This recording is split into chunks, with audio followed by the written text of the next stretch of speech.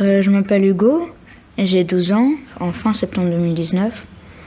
Je rentrais de l'école, j'étais en CM1, et je disais à ma mère que j'avais une douleur au niveau du thorax. Et elle trouvait ça bizarre. J'ai pas mangé, et j'ai fait que de dormir. Ensuite, on est allé à l'hôpital.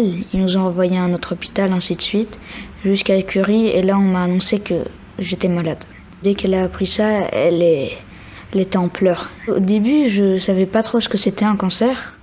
J'ai commencé mon traitement, mais ça n'a pas été suffisant. Du coup, j'ai dû refaire un traitement encore plus intensif. Et je devais continuer à faire des traitements, des opérations et de la radiothérapie. J'ai eu à peu près 4 ou 5 opérations.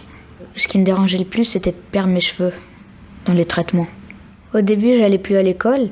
Pendant toute mon année de CM1, j'allais plus du tout. C'était des profs qui venaient me voir chez moi. C'était des profs très sympas. Il y avait une prof de CM2. Et si je lui disais que je voulais rentrer parce que je me sentais pas bien, je pouvais rentrer. Quand mes amis pouvaient venir me voir, ils venaient. Je partage des moments de joie avec eux.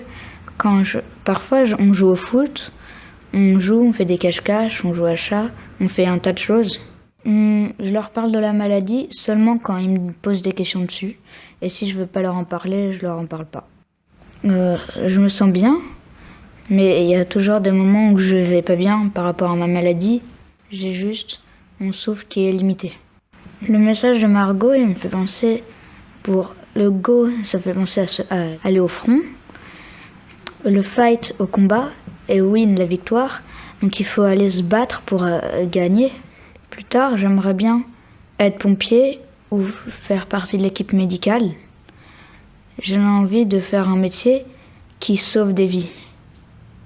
Go, fight, win!